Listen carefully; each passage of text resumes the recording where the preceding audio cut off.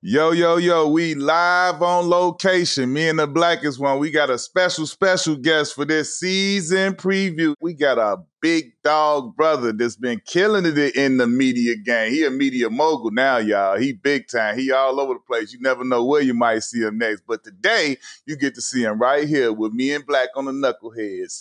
Young Maul. Jamal Crawford was just getting buckets about a week ago in New York City, showing everybody he still got it. What's up with you, Maul? We appreciate you getting with us today. Man, I'm up here with culture. This is family. I can't wait to get this one started. All right, man, let's get it going. Let's start over there in the East, man. You got the Knicks jerseys behind you right now. So in the East, let's start with you, Young Maul. Who's for real and who's a fraud out there? I love the moves the Knicks made, and part of it is because Julius Randle's a talent. He's an unbelievable player, and it's not a slight towards him, but the spacing they needed in Brunson's arrival. I think, Julius is such a strong personality, and, he's a go-getter. And Jalen will naturally take the back seat. You want Jalen to naturally be aggressive. And I think with Cat, he can do that more peacefully, more free. Getting Cat there, getting the spacing they have. I watched him up close last week, like you said. And the space they're going to have, the pick and roll, it's going to be a pick your poison type thing. You're just going to need the other guys to make shots, especially when it matters most. But the Knicks are definitely for real. So you feeling the big Bodega and big body Brunson down there, the 1-2, huh? Yeah, I love that matchup. I love that he already played, that Cat already played for Tibbs, so he knows exactly what to expect. Tibbs already coached him, and Cat's a different player now. He's more mature. He's a little older, a little more seasoned, and I think him and Brunson are going to fit so well together. They're going to create stuff for everybody else. Obviously, we know, before we get any further, Boston is the big dog who's sitting there looking, and everybody's trying to measure up to them. So don't think that we forgot. We know. We believers in the Celtics. But I just want to hear about some of these other teams that's trying to get to where they already at. So who else you see under there, Black? I see Philly. They made a big move. Hope Paul George come back. He kind of hyperextended his knee, but I like that combination of Paul George, Maxey, and Joel Embiid. I think if they stay healthy, I feel like they definitely going to have a shot at the title. And I'm looking for the Bucks to bounce back. If they stay healthy too, because at the end of the year they lost a lot of guys. They stay healthy too. I think Damian Lillard getting a year under his belt. He kind of know who his coach is. They done brought Rondo. They done brought Darvin Ham over there. I like a couple of the young guys that they added to the team. So I'll say Philly and I'll say the Bucks, man. I think they're gonna be some contenders in the East. Hey, I'm with you. I'm with you on all three of them teams. Who you say is the player to watch in the East, in your opinion, Black? I feel like it's two players. I feel like Damian Lillard, just how hard he worked and how determined he is, I feel like he feels that he didn't have a year that he wanted to have last year. So I think he's coming back with a vengeance. And Jason Tatum, I think he just got a little season on him from the Olympics, and not saying that just because he didn't win the Finals MVP or none of them awards, but all that's just motivation, and it's good to have motivation when you just won a championship to come back the next year to try to do it again. Who you looking at in the East that you looking at coming for to take his name and put it out there, Ma? Not necessarily take his name, but almost take his name back. I think Jimmy Butler. I think the off-the-court chatter that's happened with the Miami situation, and Q, you know better than anybody, that culture is set. And so just seeing how Jimmy's it's being back and forth, and it just ain't felt all the way locked in with each other the last year. I think this is a big year for him. I think it's a contract year. He can get a contract extension, something like that. I think he's one to watch. And the Heat are always a dark horse. But to your guys' point about the Bucks, I'm more shocked that it didn't work the way. I know it's a coaching change, but on paper, I thought Dame and Giannis' game fit entirely. And I haven't talked to Dame. I don't know. But it just seemed like I like Dame more in Portland personally better because it seemed like his spirit was he was always in attack mode. They weren't winning the most, but he was playing with that. I want to see him be able to be Dame Lillard because his game is still where it was then. He just has to be that guy, and they have to figure out how to work with each other for them to have the best chance at the title. Yeah, I feel you on that totally. I feel like for whatever reason, it's a lot of things that he said has been said. For whatever reason, he wasn't the real Dame Lillard that we used to seeing. And he looked like he back to it though. These couple preseason games, he looked like he back into his comfort zone. So I'm excited to see what he do and how he get back to that. My player that I'm looking forward to this year, making a big leap, is your little brother, Maul, young Paolo down here in Orlando, man. I feel like we all know how that year 3, you done got a couple of solid years, and he's taking big steps every year. The team is taking steps. They making it to the playoffs. They competing. They doing things. And I think, man, they got KCP coming over to bring some veteran leadership, some championship type experience, and I think they're ready to take another step. And obviously they don't take that next step if Paolo don't go up to the next level. I'm looking at him to be, an all-star again, an all-NBA type performer, and just to take his whole game to the next level. And I think, we'll get a couple more national games, and I think you're going to see a lot more of Paolo Banchero this year, and he's going to make his name a little bit more prominent in this whole league type situation, I think. Yes, and I saw his work this summer. Like, I was in the gym with him, and I saw how he's preparing. He was preparing Q and D like he was preparing to win MVP. Like, he was locked in the whole time, 2-3 different workouts a day, getting his body as strong as possible, getting in the best possible shape. And I saw, even in pickup, I saw how he was utilizing everybody. I'm like, okay, good players make themselves good. Greats make everybody good. Right. And you could see that light bulb went off where he was like, I'm going to make everybody better. I'm just going to try to play perfection basketball. It doesn't mean I'm going to come down and shoot 5 straight times. If that's what it calls for, if it calls for me to get 5 straight assists, I'm willing to do whatever it takes. And him going through that Olympics experience, going through the playoffs, I think that next step will be to be right in that MVP conversation and leading the Magic. Yeah, I agree with both of you. I think he took a sip of the juice and he felt that playoff atmosphere. And I was going to say, what juice he take? What juice he sipping on? It better be apple. No, but I'm just talking about, the playoff experience and the playoff atmosphere. I see he got that, and, it just motivated him to work hard this summer to come back and be a little bit more better. When you talk about the Celtics defending and what they bring to the table, what do y'all think this summer has done for them? Obviously, the writing on the wall with Jaylen Brown not being selected, and he could feel to be taking that as a slight to the Olympic team, and Jason getting there and not being able to play for whatever the reason was. Like, do y'all think? That was crazy, Q. Let's call it what. That was crazy. All right, listen. That was absolutely crazy. We've addressed that. That's why I agree with you. That was absurd. They put them in a situation where it can't be no hangover. They coming in this thing pissed off and ready to serve notice, even though they coming off a chip. I just feel like you never really see a team that wins a championship and go through a summer where they got stuff that they can use as motivation to go into the next summer. Yeah. You know what I'm saying? They usually get celebrated the whole summer and everything go perfectly right. They take the trophy all back to their hometowns, everything. They really don't have a dull moment during the summer after they win a championship. But for them guys there to just get a little bit more motivation from something that they can just pull from, whether it's good or not, for them to be able to pull from something to motivate them to come in the next year to try to two-peat, it's scary. I think Mazzulla should be the happiest person because, to you guys' point, he has so much to draw from. He has that. He has a slight of Brown. He has the Tatum experience. Oh, and by the way, he also has their ear now because now I've shown you that I can help win a championship. I can lead us to a championship. And talking to him, I was there for the finals game where they clinched. And talking to him after the game, he was so impressive in just how he found himself. He had to find himself to be able to lead this group, and he had to really be honest with himself. I believe he went over to Jerusalem, and he just sat there after that last playoff loss, and he found himself. He was there for hours, and he came back a new person with a new spirit. And so I think he's the happiest because not only does he have that stuff to pull from, he's also proved he can lead them to a championship, and they believe everything he says. I was hard on him, but he wore on me. I guess I was hard on him because I'm such a big Tatum fan, but he's improving to me that he's a good coach and he's a player's coach. He know how to play the Jedi mind tricks with with the players and all that Connect stuff. with So them. yeah, so he done won my vote. He definitely a good coach.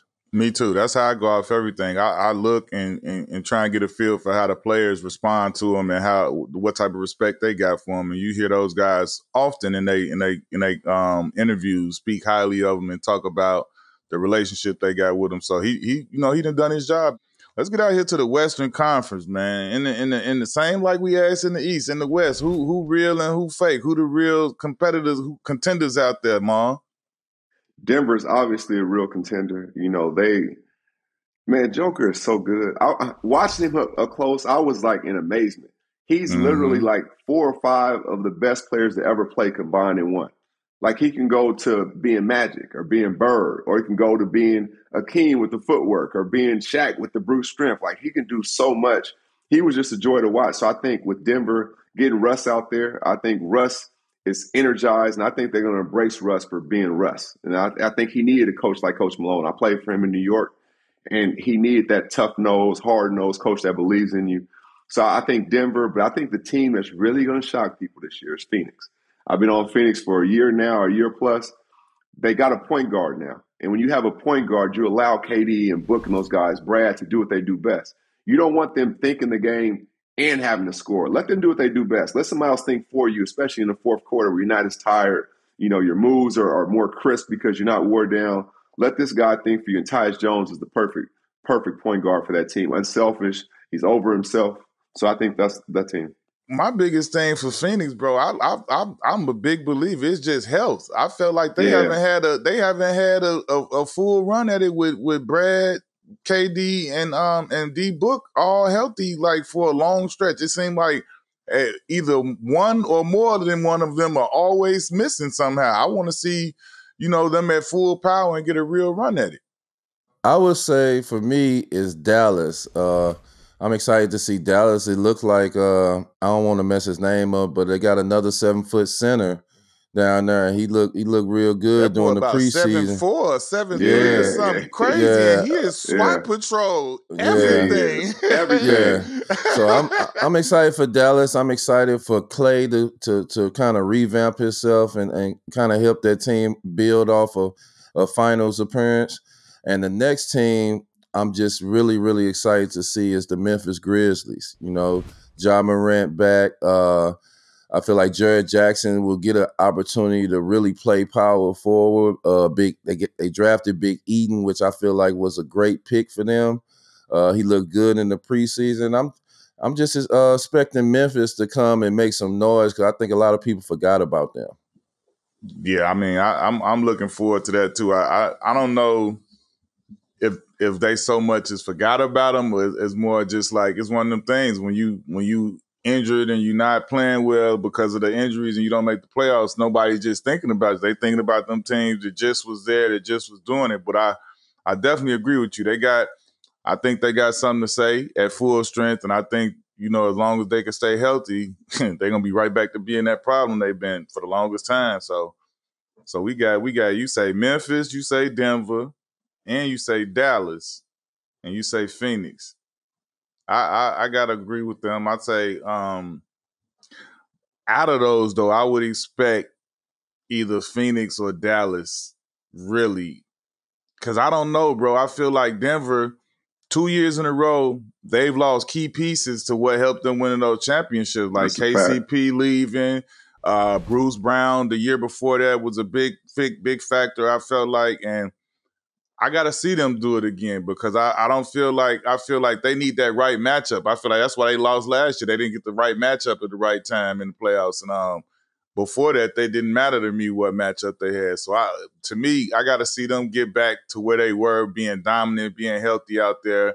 I expect a big year from AG. Joker going to be Joker. They need Murray to be back to Murray. But yeah, I got a lot of belief in Phoenix and Dallas. I mean, I think Clay, he can. If they just had him in the finals, it might have been a different story. Just for him, just to stand still and catch and shoot. Like he ain't got to. I feel like he's not forced to have to run around as much as he had to with the speed and everything of the way that the Warriors play. Q, I was going to ask you about Clay because you brought up a good point. Because I'm not saying, in anything about his game, but just how he has to change his game. Because you went from basically kind of running around and being used like that, different in the post, different ways, matchups, to just kind of standing more when you went to Phoenix. How different is that for Clay? Because, you see his preseason numbers. I'm not reading too much into it, but how different is it to run around and be part of action just to stand and wait? I think especially when you're a guy that's been through the injuries and the leg injuries he's been through, I think that'll be much easier for him because it's not like, because Maul, for running around playing, your legs can get tired. And I don't know from the extent of like the experience of having the injuries that he's gone through, but I can only imagine like that slows you down. You can't do everything that you used to do, like coming and curling and running off of a pick and just dotting and doing all that stuff. Like I feel like he'll be able to shoot forever, Ma. You know that when you can shoot, especially as pure and as good as he can shoot, he'll be able to stand there and knock down threes forever. So like when you're in a position where you plan on a team with two ultra dominant ball dominant guys like a Luka and a Kyrie that constantly draw doubles and draw different people to you, and you not flying off a screen to catch that, you just standing there waiting. And maybe you got a guy running at you and you pump fake sidestep, and like to me those should be routine for a guy like him, and that should be a much easier situation for him to shoot in. So like you say, the preseason, we'll see the nuts and bolts of it when everything gets going and when everybody's in the real flow of everything. And I don't see him not shooting the ball well. He shot 40 or whatever for his career. I think if he does that or better, like that was what they needed in the finals. If they had somebody to be able to shoot 40% and really be a real threat and not be able to, like, if you scared to leave him, that gives Luka and Kyrie that much more room to work with. And I don't see Clay being somebody that, even if he's a guy that if he goes 0 for 5, you're not about to leave Klay Thompson for the moment. You know what I'm saying? At no moment. So he's gonna be able to at least like command a presence on him that somebody can't just completely leave me and come help you. You know what I'm saying? So I think he's gonna be huge for him in that respect. Yeah, I agree with that. Which players though? Like who the guy out west? Who is it just Joker? Because we know Joker is the, he the big dog right now, but who else we see out there in the West? I mean, you got King James, you got KD, Book, you got Russ out there with Joker. Ant-Man. I'm excited to see Ja come back. Just his mentality, the way he play, how he always try to play and prove that he's the best in it. I'm excited to get that back in the NBA. It's like I missed that, because a lot of players don't have the same determination that he has. So I'm excited to see Ja come back, and I'm excited to see what SGA do again. He fell a little bit short for the MVP. I want to see if he's gonna build off that and go for it again. I'm excited to see Wemby. I want to see how he puts everything together, because now he's, going into a second year. He's not really surprised anybody, but now it's going to be more so if he surprised himself with how he's putting his whole game together. And now you got Chris Paul, who can kind of teach him the little nuances, the moment of truth, where the game can go either way. Okay, we got to get 3 straight stops. Okay, we got to get 3 good looks at the basket right here. Like those little intricacies of the game, to see how he puts it together. And having a guy like Chris Paul, who we know has helped develop so many dudes over the years, SGA being one of the latest guys he worked with. So I'm excited to see Wemby, how he puts it all together, and see if the Spurs can get in that play-in and make a surprise push.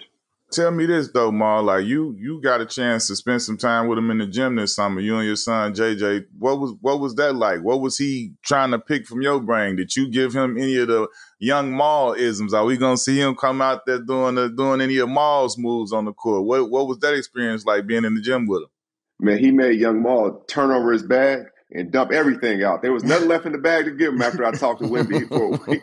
He wanted to know everything, huh? Oh, my God. He's a sponge. He's the most mature 20-year-old that I've ever talked to in my life. Like, he read 50 books last year, and he didn't even tell me that number.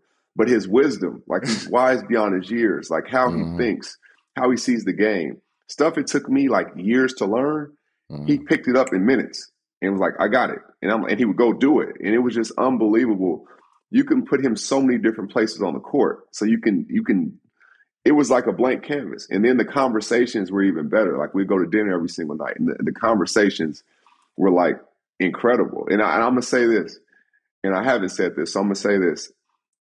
It will go down as one of the 5 greatest basketball experiences I've ever had in my life working with him when it's all said and done, for sure. Like one was like winning state championship, meeting Michael Jordan. Like he's going to be on that list of things that have been tied to my basketball career.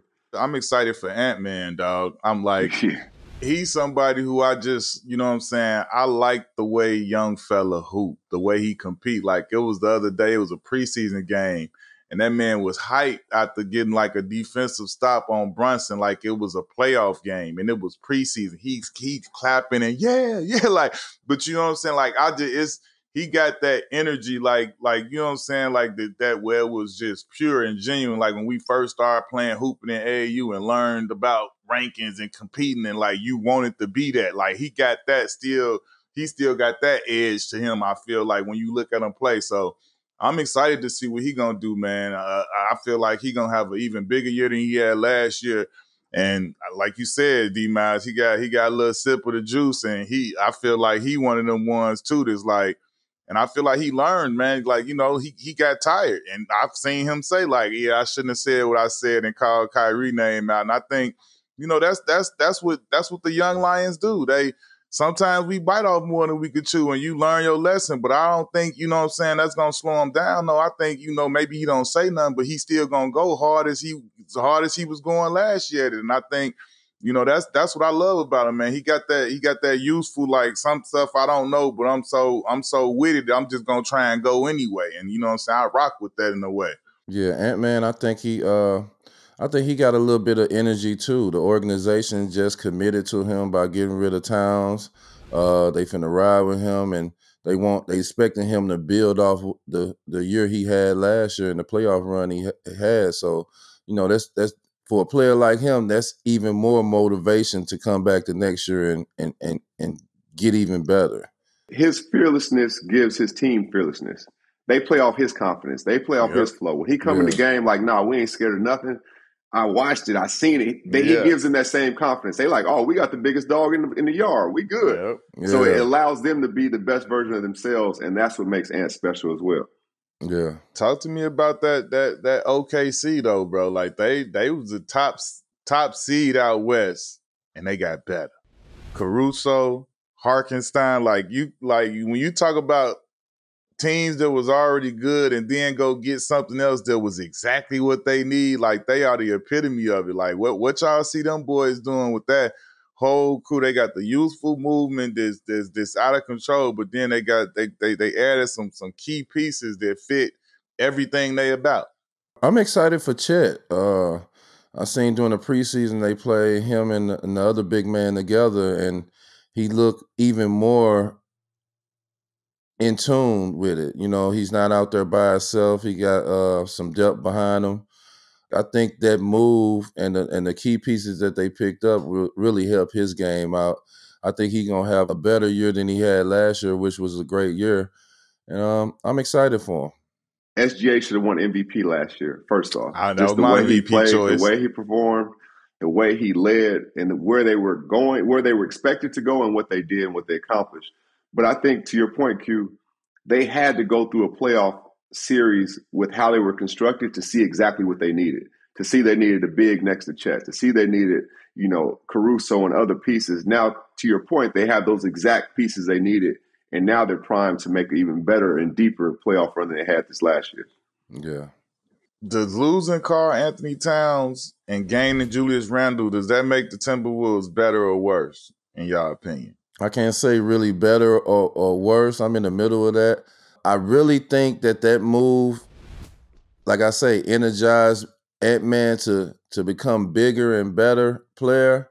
And I feel like that move energized Naz Reid to step up and be a better player too. So I'm still in the middle of that. I don't know, because like I think defensively, them having two big 7-footers right next to each other, that was like different. I feel like they had bodies to throw at Joker last year, and now they don't seem as big as they was last year. I think it could hurt them in the regular season, but I think it could give them more postseason success, because I think Randall's somebody, when the game slows down, you can't get a bucket, you can't get nothing going. You could throw him the ball to restore order. He can get a couple buckets to settle your team down. So, I mean, Minnesota had an unbelievable year last year. They made a deep, deep run, but you kind of had to do it because, to your point, D Miles, they had them 2 7-footers, but they weren't like a perfect mix together. You know what I mean? Yeah. So, but Randall brings something different. Yeah. So, it could work out for them in the long run. Yeah, I'm kind of right now. I mean, obviously, we all got to see it on anything because we could change our opinions after we see it. But I'm kind of under the mindset right now that it was kind of a win-win to me for both teams. For the Knicks, I mean, obviously, Cat is fitting in perfect, and he filled a need they had, especially with Mitchell Robinson being injured and not being available. Now he can be a bigger presence down there than Randall ever could have been. And then I feel like for Julius Randle, he needed this fresh start. I felt like it was going to be one of the most difficult things ever for him to go back to that Knicks team and not be the guy. When everything about his makeup, about the way he plays is the guy. You know what I'm saying? Like, I feel like he'll be able to fit in over there with Minnesota a little bit differently because, and I just heard him saying that he's trying to be better off the ball, doing things and not being as ball dominant. That gives other people the ability to have the ball and do things. You understand what I'm saying? Like, Jalen Brunson he's the captain over there. He got the ball, he's making the plays, and I don't know how that would have worked with him and Julius Randle trying to share the ball like that. And I feel like over there, Julius is in a better position. He got big Rudy Gobert down there that's protecting the paint, and he's like spacing it out. So now he'll get his moments where he can, and they'll need him to get those moments to where he can boogie that 4-man and get to the bucket and, like you say, get that bucket they need. And An'll need that assistance too. He can't, even if he averaged 30, he still needs somebody else to go get 20. And we know Julius Randle can get you 20 and 10. So I feel like from that standpoint, it kind of solved the issue that both teams had that could have got ugly. You know what I'm saying? And it gives them a chance to just move on and kind of like all parties is good and they could both still be successful competitive teams. And I felt like that deal was one of the few deals like, man, this was kind of like an even deal where it worked out for both teams to me, in my opinion. And Q, like, it's different when you were the man in New York and now somebody's came and kind of his rise kind of not moved you to the side, but now you guys are both the man versus I'm going to this dude's team. So it's a different respect level. Like, this is his team. Ant's the guy. And to your other point, Ant's giving up the ball more. He's doing that more. But don't forget, he had that Olympic summer. He watched Steph. He watched KD. He watched those guys give up the rock. Like, oh, okay, that's a cheat code. Okay, if I can give it up, save some energy, still score, still empower these other dudes, I'll be a better player. So, yeah, it worked on both sides. Yeah, definitely. How big a deal is DeMar DeRozan going out there to Sacramento? Because we know that they had a real solid, you know, that Light the Beam team and all that. They had it rocking last year, and they had a real good team. And then they started to, obviously, if anybody, they get those injuries that kind of bring them down. But what do you think that he's bringing when he's coming through the door? Because him and De'Aaron Fox were like the best clutch players in the league last year. With their team and how young they are, they're all going through the same like journey together. You need somebody like, no, I can see what's around them trees. I've already been down that road. I can help you out. Like, you know, give them kind of be a coach on the floor, but still perform, still get it done. Somebody they respect. Like you said, it's a cheat code to have one player in the league to be able to be top in the clutch points. To have two, it's like, oh man, you know, teams ain't got just two lockdown defenders to lock both of us up. Right. Yeah, I totally agree. They two of the best 4-quarter players in the league, and to add him to the table, a veteran, a solid player, a great teammate, the way he carries himself, I think it was a win-win for them to add him on to what they got going on. Yeah, big time leader. Let's talk about them Lakers, man. Me and Maul's former teammate JJ Redick is making his coaching debut, fresh out of the media booth, baby. We got LeBron, and what is this? Year 22? 22.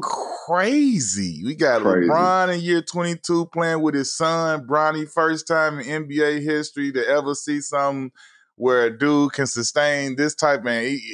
Most people just want to make it. He's still great at this age, and now he got his son playing with him. What do y'all see the Lakers doing this year?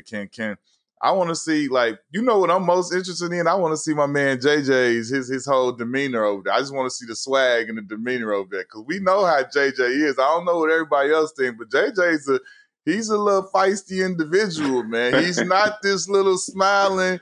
No, that ain't him.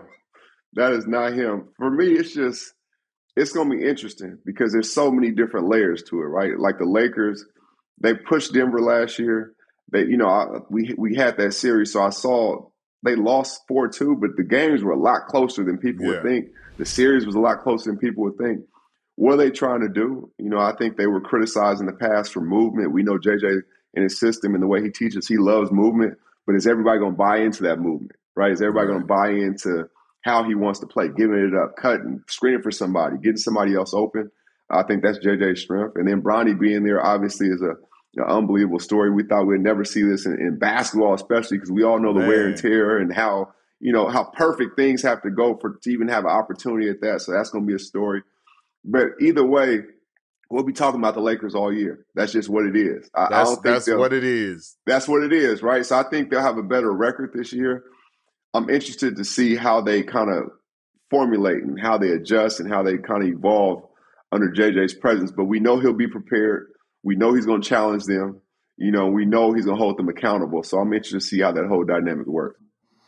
Yeah, it's just funny to see JJ over there on the bench.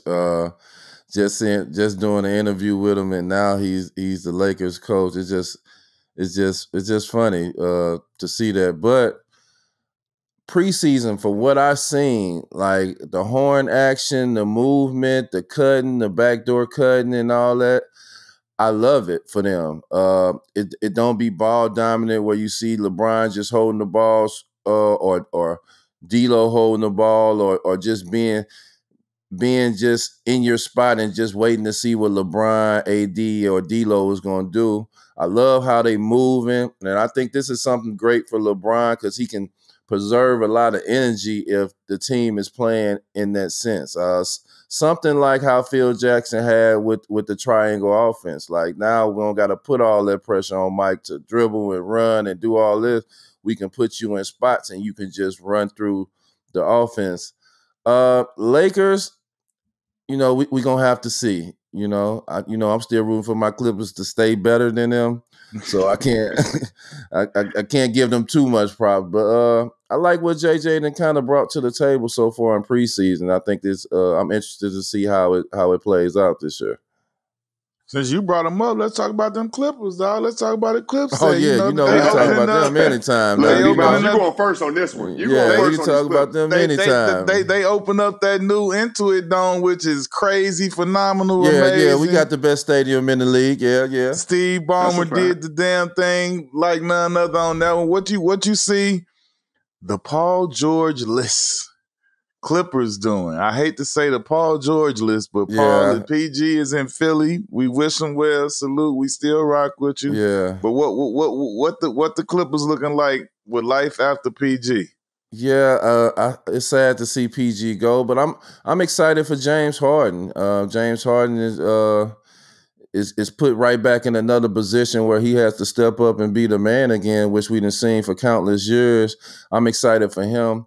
But I'm really excited for a few young guys. Big Kai, man, he looking. You see him? He's running that floor. He's blocking shots. He's finishing at the rim. The energy that he brings is just contagious. I love that to be a backup center for Zubac. I think it's great. I'm glad to see him back in the league. And I'm rooting for him. I'm glad to see what he got going forward. Another guy that I'm glad to see back in the league, Kevin Porter, man. He looked good in preseason too, man. It's a blessing to get a guy with his type of talent to come off the bench. I think we might not have a bunch of superstars like how we had 3 or 4 superstars on the team. But with James Harden, Kawhi Leonard, I feel like we got a lot of players added that'll be great. I think Derrick Jones Jr., I feel like he's a veteran now. He's learned. He done went to the finals last year. I feel like he's a better player now. Bringing Batum back. I feel like we're deep. I feel like we got a good 10-man roster to go and compete for anything that's going on in the West. So I'm excited for him. The biggest thing is to make sure Kawhi is healthy. So we monitor him all year, and hopefully we get to the playoffs healthy and give a nice little push. What you think, Ma? Yeah, I think James is always better when he's needed. When he's the offense, when he can dictate, and it keeps him more motivated. It keeps him engaged. It keeps him where he has to move chess pieces. Like, okay, I'm going to get my 25 and 10, but I got to utilize these dudes to be able to give us a win. It's almost like, not no disrespect, but it's almost like he's at the Drew League again. The ball's in your hands. You get to navigate and do what you want, put people in position.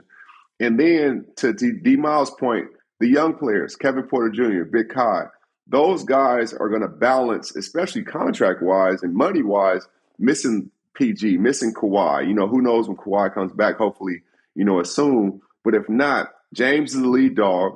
You have a early max guy and Kevin Porter Jr., who was just a max guy a couple years ago, coming off your bench, playing against second unit guys. They can surprise some people. And they got Bones Highland, who can organize and who's a bucket as well. So I like their pieces. Big Zoo is consistent. T-Man's going to be very, very valuable. Norman Powell. So they have some really good pieces. And I think T. Lue is underrated. T. Lue is an unbelievable coach. T. Lue, one of the best coaches in the league. By far. Easy. Played for him and just watched him closely the other day in person, just seeing his moves, how he navigates the team, the pressure he puts on him, when to get on him, when to back up. He has that feel that, the players and great minds have. So I'm excited about the Clippers. Yes, sir. You said you hope San Antonio could make a little push to get in the play-in. You got New Orleans. You got you know what I'm saying? You got Memphis. You got all these teams that were out last year, but looking like Houston coming and trying to get like that. You got all these teams fighting. So if Memphis or one of these teams is in, who coming out?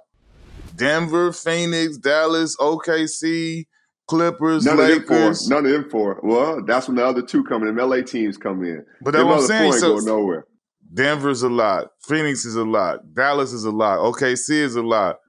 Who else is a lot? Memphis, Clippers, Lakers, New Orleans, Houston, San Antonio. It's just a big Royal Rumble. We're going to see who get thrown out the ring, and it's going to go down all year in the West. I think that's what like last year, I can remember back to being in the preseason and saying like, yo, I have no clue. You know what I'm saying? Like, I think that's what, the league and Adam Silver was working for, more parity around the league, and not, what I'm saying? It's not the same where previous years you come in, all right, where LeBron at? They got a chance, and then the Warriors got a chance, and it was like that little cluster of them 3-4 teams where it was like one of these teams is going to win. Like this year, obviously the Celtics, they stand out at the top because they bring everybody back from a dominant playoff championship run. So you got to give them their proper respect. But after that, it's like it's a million things that could happen. Things could go all type of different ways, and nobody would really be shocked. And even if Boston didn't win it or whatever and got put out, you wouldn't be just shocked or amazed. You know what I'm saying? Because it's that kind of openness to it. And anybody, if they get hot, or if this happened or if that happened, like you could see whoever getting a chance, right? It's definitely new territory. It reminds me of football a little bit. But I'm excited for it. Like, that's what it's for, man. Anybody can win it. Everybody get a chance from it. It wasn't like that when we was playing. It was like the team was mostly dominating. But I think it's good for the league to see just anybody have a chance at the title. Yeah, the league and the fans. Like, we don't want to know we don't want to go to the movie and know how it's going to end. We want to go through all the journeys, the ups and downs. Teams that believe need to make the move. They be like, man, we're only one piece away. We need a bunch of teams to believe that, right? Like to try to get better and better, because the product's going to be better. They're going to play at a higher level. So I'm excited that we don't know. I'm excited that teams all feel like they're one piece away and they're all going to work for it. I think even New Orleans got better. DeJounte Murray, I think this will be the best chapter in his career, being a leader. And he's already going there with the mindset, I want to lead the league in assists. Like, if you're going with that mindset to set the tone, they're going to fall in line. They're going to put the ball in your hands and let you, kind of help empower everybody else. So I'm excited about where the league is. Tell me this, and I say this respectfully: are we in the midst of like the, the changing of the guard with the older guys kind of like passing the torch, with the LeBrons, the KDs, the Stephs, passing the torch to the Ants, the SGAs, the Jaws, the Jason Tatums, and those guys. Are they like? And I say, like, when I say that respectfully, because it doesn't. I don't want to say that and make it seem like those guys are washed or nothing. Because these guys are still who they are. They still can go give you 40 and still go do that. But at the end of the day, they passed the back. They on their back nine, almost at the end of their back nine. I'm saying from that respect, as far as a real time clock. So, like, are we coming into that phase right now where those guys, it's about to be their time to take the mantle and be like those league guys that's like the faces of the league, all of the commercials, and this, that, and the third, the people that the kind of you look to as the league? I think that was a year, maybe even 2 years ago that's been gone. When they kind of put the top 5 guys in the league, it's all new guys. It's all the kind of new era, So yeah, I think the torch has been passed. I think they're just the older guys now, and they have such a long legacy that you hold them there. Same way we used to hold Kobe there when LeBron was the best player at the end of Kobe's career, but we still hold Kobe there because he did so much for so many years. But the torch was passed. It was been passed. So I think that's what we in now. I think it's been probably a year or two, and it's already been passed.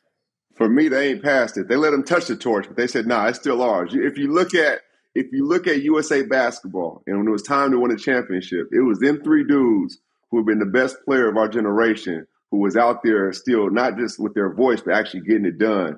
And their own competitiveness and ego ain't letting them just pass it like that yet, because all 3 of them dudes feel like they can still go win another championship if they get a piece here or move there. So you right, D Miles. I think we know who is going to pass to, but I don't think those 3 are trying to pass it yet. They're the ornery ones. Like, nah, you got to come really just take it. Where I'm like, okay, like Jordan did Magic. Like, all right, okay, ain't nothing I can do. It's yours now.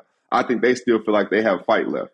Yeah, but outside of Steph, none of them guys have won a championship in the last 6 years. It's been a new guy. Like Joker done got him one. Giannis done got him one. Tatum them done got him one. You know what I'm saying? So regardless if they want to pass it or not, same thing like I say with the LeBron and Kobe at the end. Regardless if he wanted to pass it or not, this is just what's happening. You're right, but the only difference is when MJ went and got 1, then he went and got 2, then he went and got 3. So he took it. There's always been somebody new that's got 1. So they're like, well, if everybody's winning 1, we can go back and get another one of these. Yeah. I like what both y'all going with. I like, that's why I say respectful, because it's like when you talk about these 3 dudes, like you said, you can use that right there as evidence. The Olympics, they were the leaders of the team in the Olympics. But will they come back to their teams and lead them to the champions? Right. So if they do that, ain't nobody snatch none. You feel me? Like, so we got to see. But like that's why I asked the question. Olympics and when I asked, choice, though. And I said respectfully. You know what I'm saying? Like, the Olympics was that was a coach's choice. They didn't play Jason Tatum. They didn't play the guys. That was a coach's choice to play the veteran players. Ma, he said there's no spoon. Like nothing against Steph Curry or nobody else, but Steph Curry didn't play good all them games until the last 2 games for real. Like if the coach would have made a choice on playing the young guys and stuff, we probably would have never seen them big games from Steph. But he chose to stick with them veterans. But the torch is gone.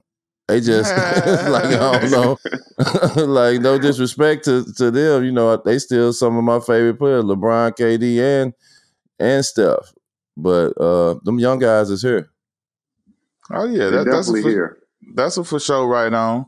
Hey, let's get some of these awards predictions out the way, because this is gonna be interesting here, man. I want to start with the biggest one, with the MVP. Who y'all got? Y'all can say anybody's name. Who y'all got? You got Wemby, Maul? Who you got? I got SGA. I think SGA, he's seen the light. He just didn't get all the way to it. And I feel like he's gonna come back again and have, he got a little bit more help. The team that got better over the summer. He's healthy. I think SGA or Luka is going to win MVP. Yeah, I think Luka wins this year because I wanted SGA. You know, we've all been there with that one year we was close to All-Star. We're like, man, if we could just make it this time because it may not come back around. I think SGA and OKC's surprise how they were last year. I caught everybody off guard. Was his time to win it. Now, if he averaged 30, I'm like, yeah, but he averaged 30 last year. So I think Luka is like primed to win it, especially after going to the finals, and his numbers are ridiculous. So I'm gonna say Luka is the early MVP for me. I can't argue with either of them. I can see it happening for both, but I could also see an argument for SGA because, like, he legit. Both of them dudes, Luka and SGA, they can't be stopped. Like, I think SGA hit 30 like 50-something times last year. Like, that's insane. Like, you can't stop me. You know what I'm saying? Like, that's what I'm telling you. But like, I'm gonna go Ant-Man, bro. I'm gonna go Ant-Man. Ooh.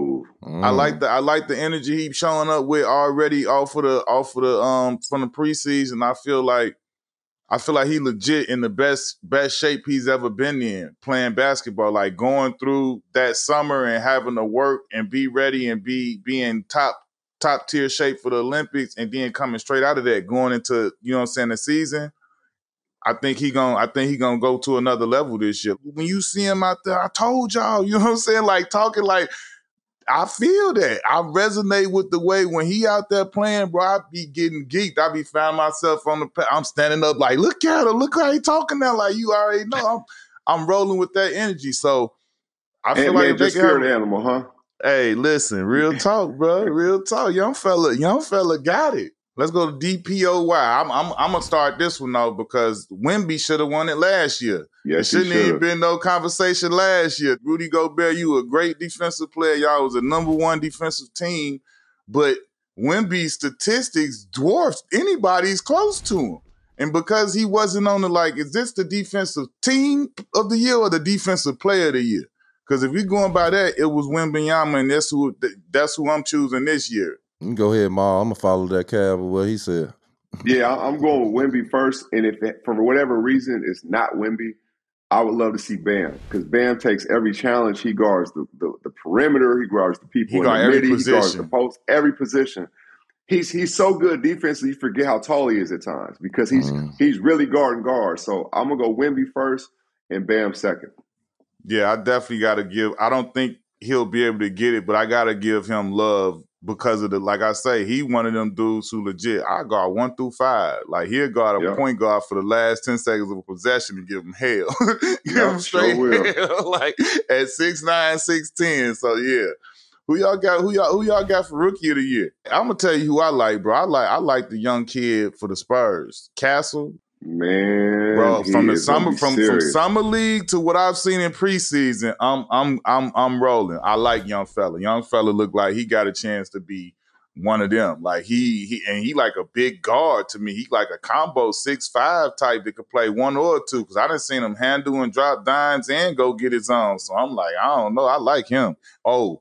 And they say the boy Reed Shepherd, though, from Houston, he's supposed to be like that. He's supposed to be like that, too. I talked to Ryan Hollins. Ryan Hollins said he for real, so got to keep an eye on him.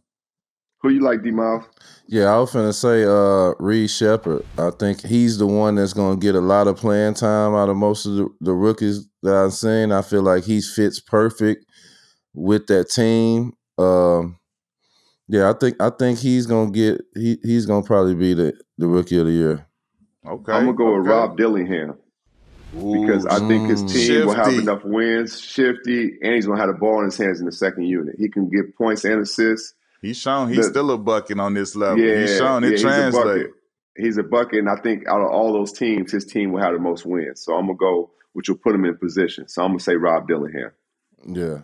Okay, I ain't mad. Who y'all? Okay, let's go 6th man of the year. Who you got for 6? This is your category, Ma. You gotta go first. You know they need to put Ma name on the trophy. Him and Lou. Young Lou. And Lou. Yep. I'm gonna go with Malik Monk. Hey, I think they'll have the wins. He's a bucket. People forget that he was up there in clutch points as well. I think he may have led their team for a while with clutch points and clutch baskets, which means he's playing with the starters and playing with the bench. But when he's playing with the bench, he's the focus. When he's playing with the starters, they're still coming to him as well. So I think Malik Monk he jumps out at me as being the early contender for Sixth Man of the Year. I'm going to roll the dice with this one. You know, I'm going to shake him up, roll the dice with this one. Well, you one. know I used to love dice, D-Miles. Go ahead. That's a whole other story, another lifetime. I'm going to roll the dice with this one, but I'm going to go with my Clippers, man, and I'm going to go with Kevin Porter, man. I feel like he's going to be a real nice piece off the bench for the Clippers. I feel like he's gonna make some noise this year. I'm gonna say the big fella Nas Reed, man. I big fella be out there playing like he a starter, playing minutes, and sometimes having to finish games, and because he rolling so good, like he get to finish the game, and he like a starter out there. So I think Minnesota will get the wins and stuff like that, and he like one of the biggest deals out there, man. He big in Minnesota, if y'all don't know. Big Nas Reed, yes, man. Is. So I'm gonna pick him for my dark horse of the Sixth Man of the Year. Most improved player of the year. Who you got here? Black started off. Black most improved. I think I'm gonna go with Scoot Henderson. I feel like he's a good player. I want to see him do more. I feel like it's adjustment. He had to adjust to the league, but me watching him for so many years till he got here, I feel like he's gonna step up and he's gonna be most improved. One of the boys is gonna have a breakout year. I don't know if he'll win most improved. Is my guy in Houston? What's his name? Whitmore. Whitmore. Young boy is cold. Yeah, Young boy is cold, bro. I like his game. He explosive. He could shoot. He could do everything. So, but I mean, they got so many youngsters and just all kind of like in the same position. I don't know if he get enough real minutes to really take it over the top. But like, he's somebody that I could see just like he gonna be. I feel like he got a bright future, bro. Every time I see young fella, he is explosive. It's all outside, Jack, and he can score and shoot and do other things though. But he got that pop to him, and then he.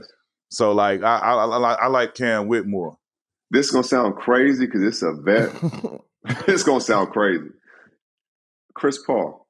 And the reason why is because he went from on the bench and not playing as much in Golden State.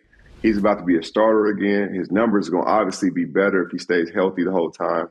I was in the gym with him this summer as well, and he looked really, really sharp, like really good. He's motivated. He's juvenated. But if I had to say a young guy just to counter that, I think of Amen Thompson. I think he's gotten better and better. I think the only thing that can stop him is all those young dudes and the opportunities he'll get. But his actual game has got better and better. So I love how Amen Thompson plays.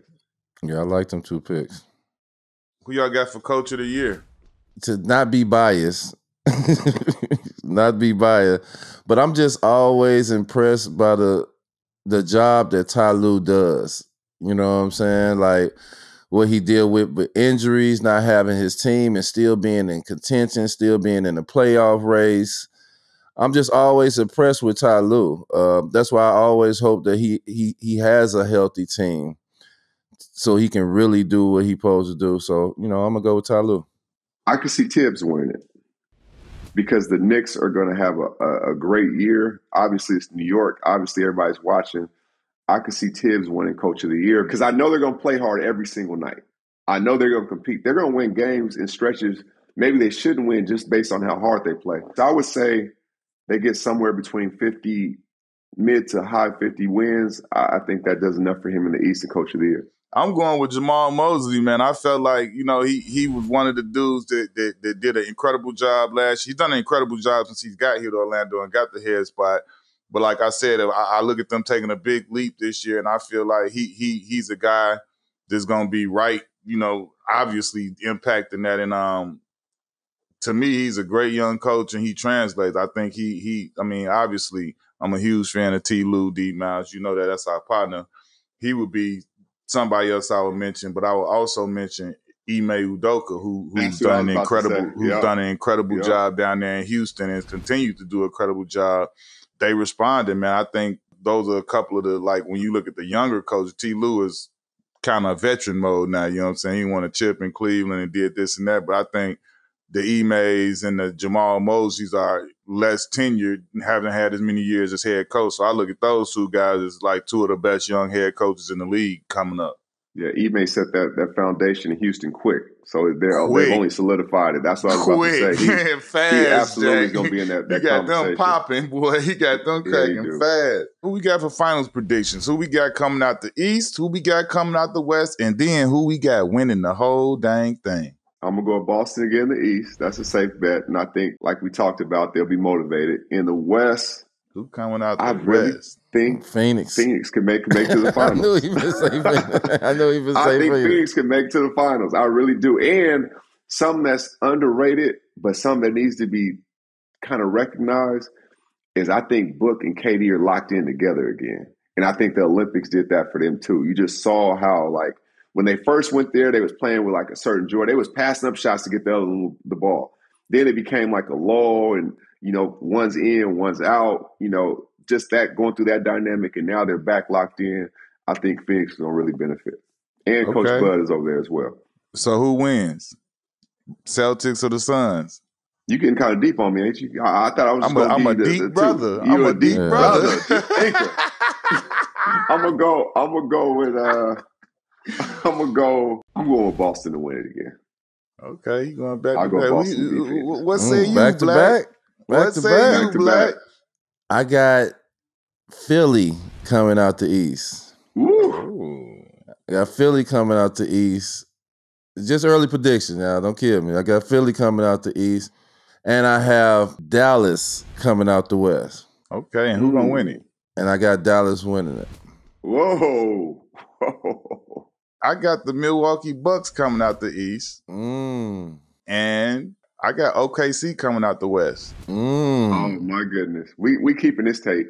This gonna come out. One of us gonna be right. And I got the Bucks winning the whole dang thing. Q, what have you seen with the Bucks recently where you believe they're about to win the championship? I'm just curious. I still ain't seen nobody on the planet stop Giannis when he healthy. You tell me if I'm wrong. No, you're not wrong. Okay, so as long as like I said earlier, if Dame gonna show up and be the real Dame from like if he gonna be back to himself and they gonna be healthy, to me that's the best 1-2 punch in the league. But can Giannis still be unstoppable every single time and Dame still be Dame? That's the question. That's what we got to see. That's the Da Vinci Code. If they figure out the Da Vinci Code, who gonna mess with that?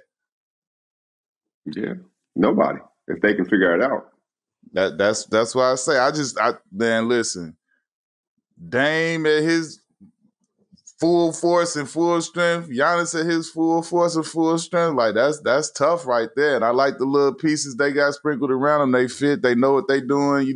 K Middleton, like I say, health is the biggest thing for them. But that's for every team. If any of these teams, they lose something, it could be upside down. But like, I feel like if we just talking about everybody healthy at their full forces, like Dame and Giannis that's very imposing, bro. And like you started off saying, like that's a match made in heaven on paper. Like we just ain't seen it come to fruition yet. Like so, if it could get there. Good night. It's a tough night for everybody. Yeah. Right. All right, man. I want to talk about this random stat of the week, man. This is interesting right here. This is y'all dug deep. Y'all got it y'all bag on this one. This is the top 10 of the most opponents played against in the NBA history. So this is like players who've been played against by the most players. Like that means you've been around for a long time and that type of stuff.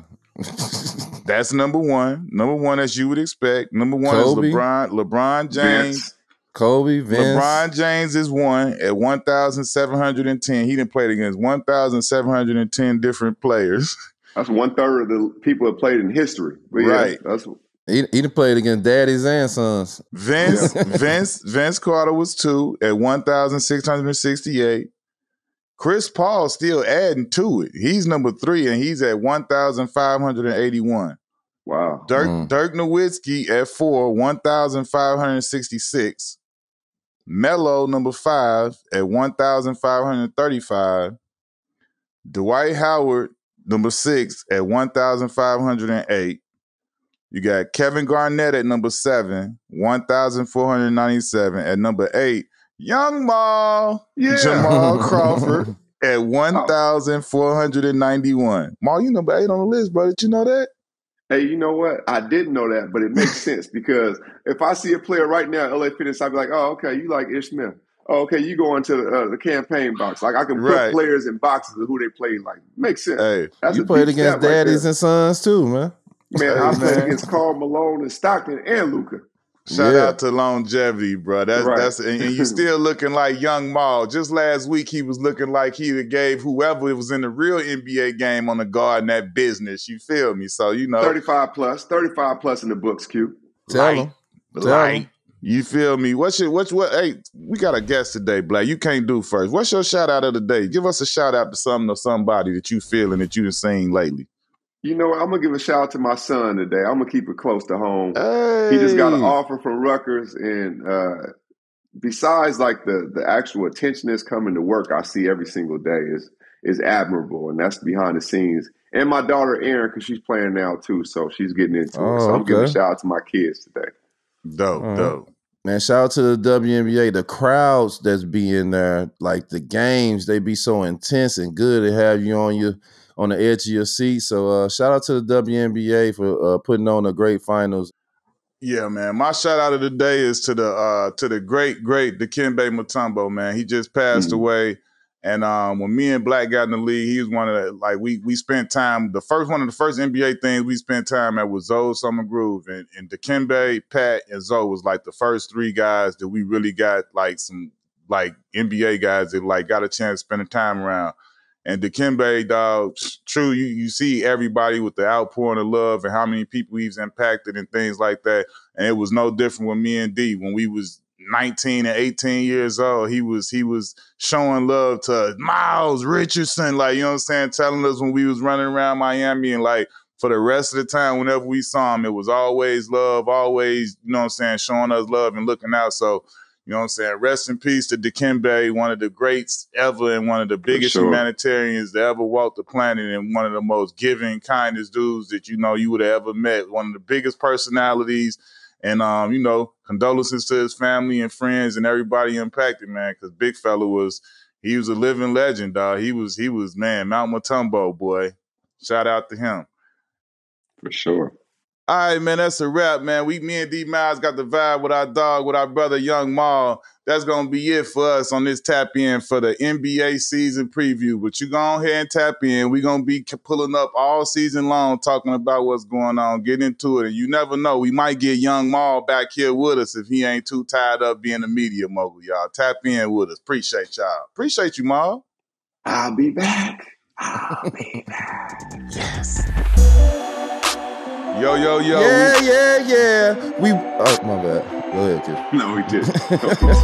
Ashley is crying, laughing right now. No, I guarantee you. No, she is not ready for that one. No one was ready for that energy.